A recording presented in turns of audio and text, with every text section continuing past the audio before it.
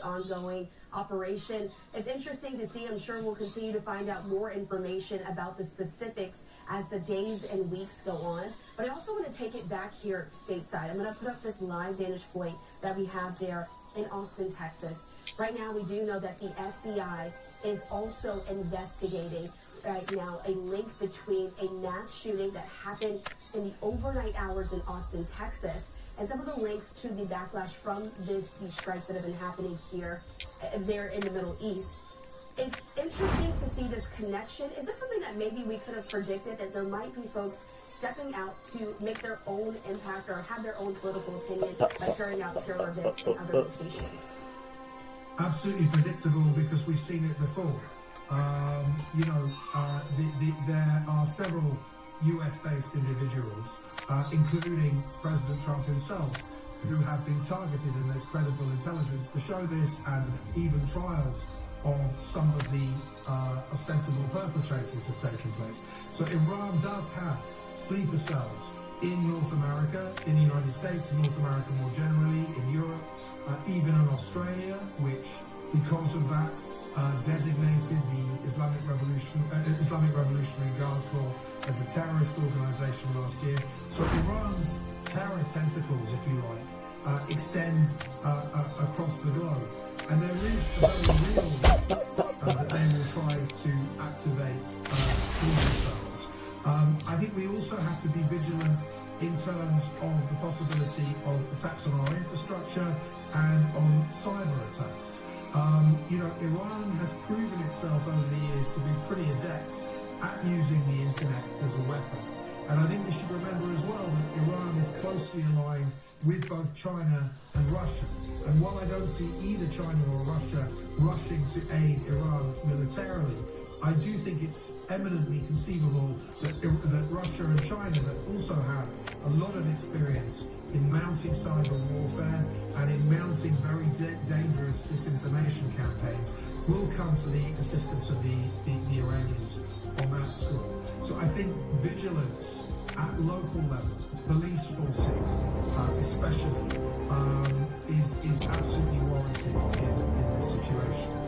And your expertise and sort of your breakdown of this situation has been so valuable. I appreciate you for continuing to be with us here on Live Mountain Thoughts. I do want to ask you one last question. As I look there, that President Trump was there on the business and there, the drugs, the conversations, several leaders, all taking place here. There was a public that was released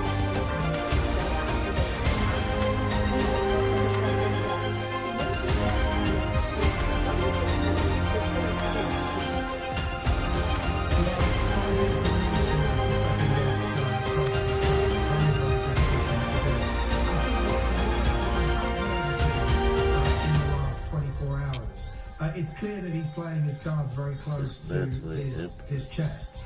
He gave an interview last night where he talked about, he sort of teased by saying, I know who's in charge in Iran now, but I'm not going to tell you who it is.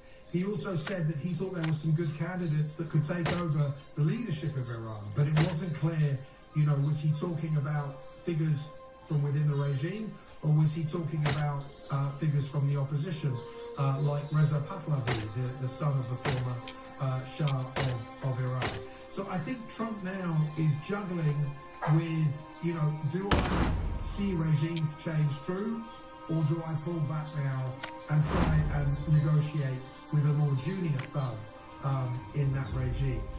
The example of Venezuela is quite instructive here. You might remember, it seems like ancient history now, but just last month, the US unseated the Venezuelan dictator Nicolas Maduro, but left the underlying regime intact and is now negotiating with that regime. So it may be that President Trump is tempted to do something similar here in Iran. I hope he doesn't, because that's a recipe for a Groundhog Day scenario. If we carry on doing business with this regime, if we allow this regime, which is now on life support, if we allow it to survive, I think, Christina, we're going to be having this conversation a year from now, 2 years from now. And as you said, it is difficult to get into the mind of the president. We have to just wait and see until he speaks for himself. But then, as always, your insight is so helpful for us as we're watching all this unfold in real time. No true full answers yet, but just something we have to pay attention to. Thank you so much for joining us once again here on My Good to be with you. All right, what we're going to do now, I'm going to put this up on your screen from Trey Yates there with Fox News. We're going to continue to give these updates as they sort of come into our newsroom and as they're put out on their X accounts. Saying this, President Trump has said potential leadership in Iran has indicated that they want to talk and eventually he will talk. For now, Operation Epic Fury continues unabated. That's according to a senior White House official speaking with Fox News. A significant update as we were just speaking with Ben about possibly what direction President Trump will move when it comes to this new regime.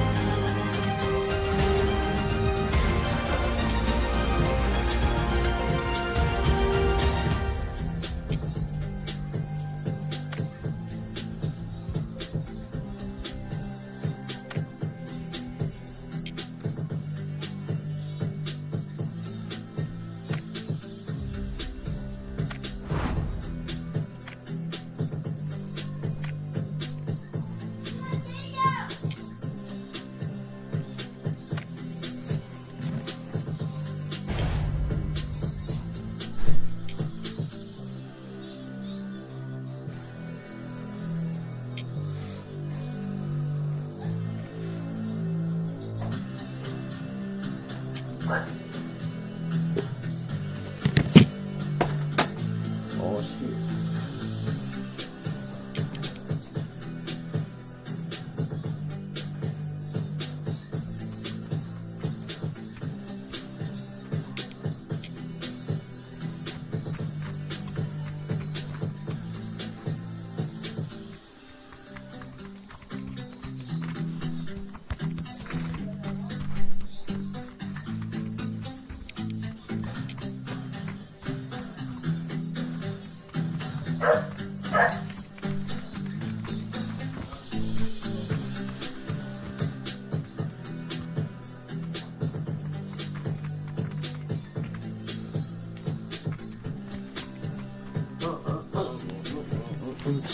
Oh yeah, I remember that.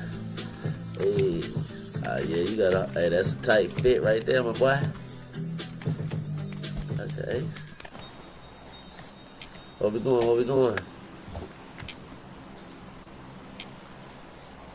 Thanks for being with us here. Not too bad. Now from Fox, I'm your host, Christina Evans. I do want to take you out to this vantage point that we have there in New York City as we have been watching all of this unfold, as several folks are now showing up to this rally in support of the Iranian people, Iranian American people in New York City.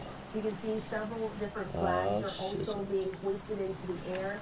Let's lift up the audio here for just a second so we're able to listen in.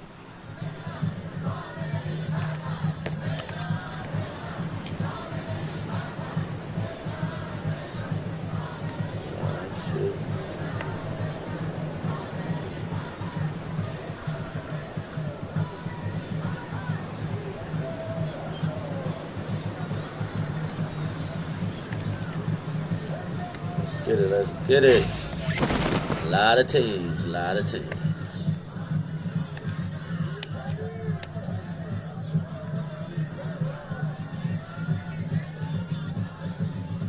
Going right here, this building.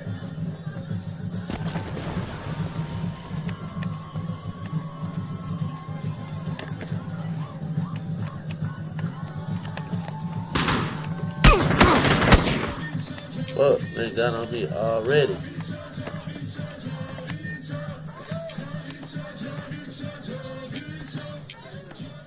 All right, We did just want to bring you a few moments of that so you can hear and see the sights and sounds in New York City. Some of those flags also bearing the name PubG. You may be familiar with that. That, of course, is the son of the former Shah who was ousted back in the 1979 Iranian regime change that ultimately happened, the Iranian Revolution, as we are frequently calling it. And so this is a group there of, again, Iranian Americans joining there with others in Times Square to celebrate the strikes that happened from the U.S. and Israel there in Iran. Wanted to make sure we're able to bring that to you here on Live Now from Fox. But as we keep our focus there in the Middle East, I'm going to show you this live vantage point that we have overlooking Tel Aviv at this hour.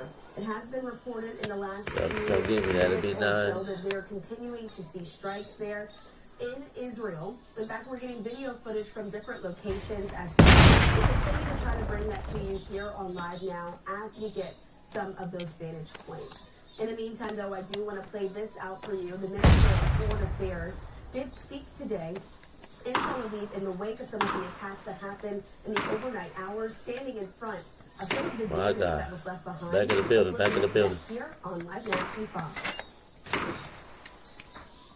What you see behind me Okay, appreciate is the that. result of the Iranian regime ballistic terror. This is the result of the Iranian regime ballistic terror. As you can see, the ballistic missile was aimed at a civilian neighborhood. This is a civilian building. We had children inside this building. Young children. We had elderly people in this building. One of these elderly people was a woman, an elderly woman, and she lived with a Philippine caregiver. The Iranian regime ballistic missiles murdered this Philippine caregiver. This is what the Iranian regime is doing. They are aiming at civilians. They are targeting civilian neighborhoods, and this is the complete opposite of what Israel is doing. We are aiming at military targets, but the Iranian regime is targeting our civilians, our children, our women, our elderly.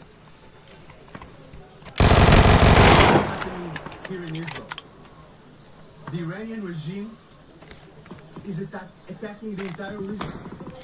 Need the hill, bro. I'm trying. I repeat, 8 countries in the region were attacked by ballistic missiles of Iran. Not only Israel, Arab countries are targeted by Iranian regime missiles.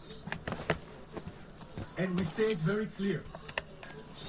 We don't have any fight, any quarrel. The only objective, the only quarrel, the Iranian regime murders. Fuck.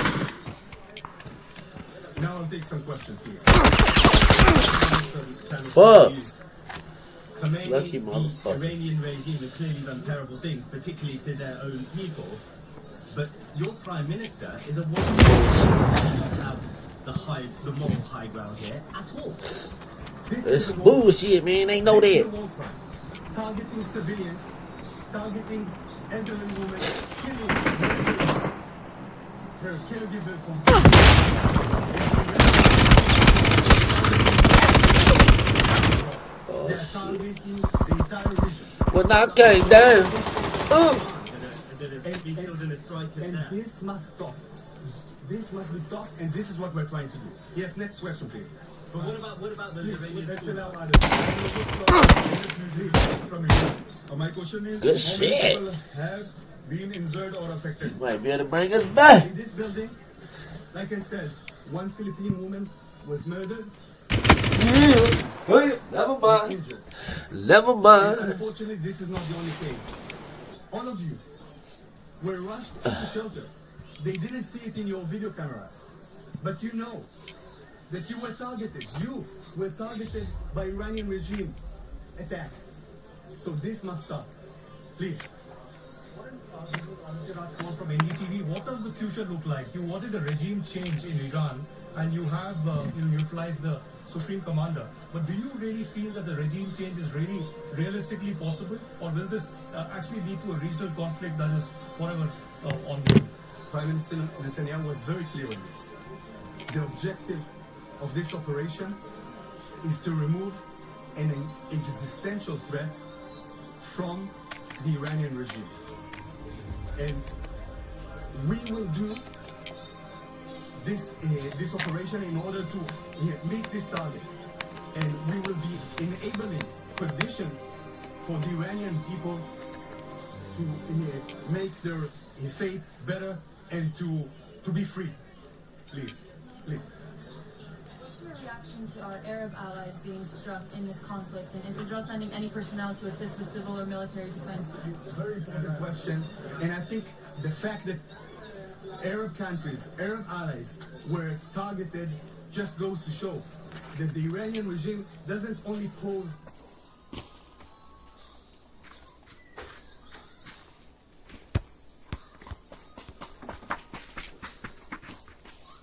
a threat to Israel. It doesn't only pose a threat to the region, to those Arab countries that you mentioned.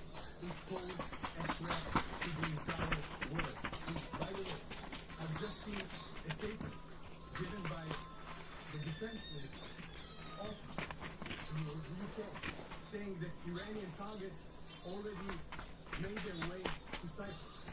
So this is a danger not only to Israel, not only to the world, not only to the region, but also to the world. We are doing everything possible to meet the objective of this operation, and this operation is working and happening hand in hand, together, shoulder to shoulder with our American friends. We will look to the American president, Donald Trump, for his leadership, and we here in this moment, working together to achieve these goals.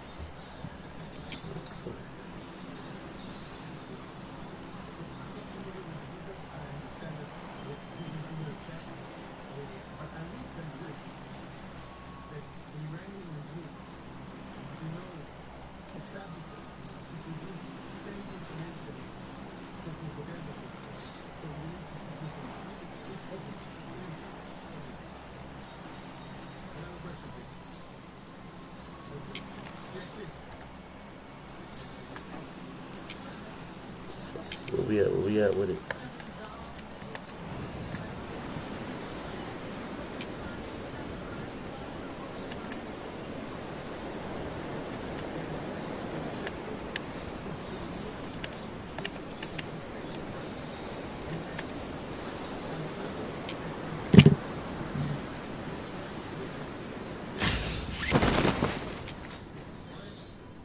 All right, we did want to play that out for you, the latest from the Israeli foreign minister speaking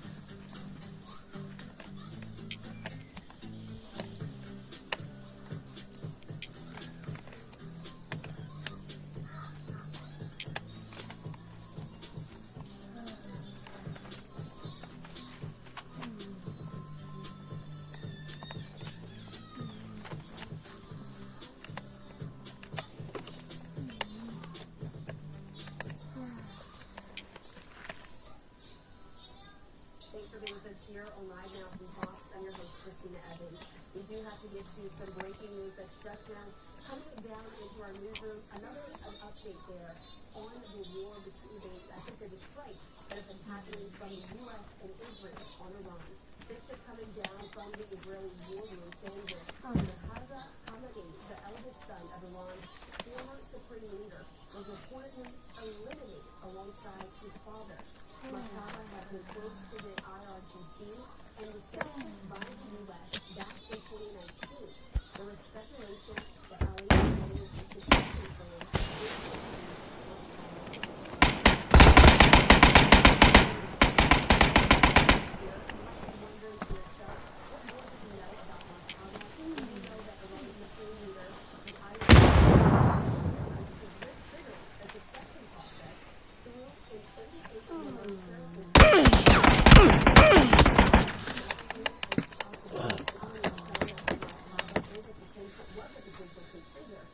The dynastic succession was possibly going to spark some anger among Iranians, including system supporters who saw it as un-Islamic. The supreme leader, though, does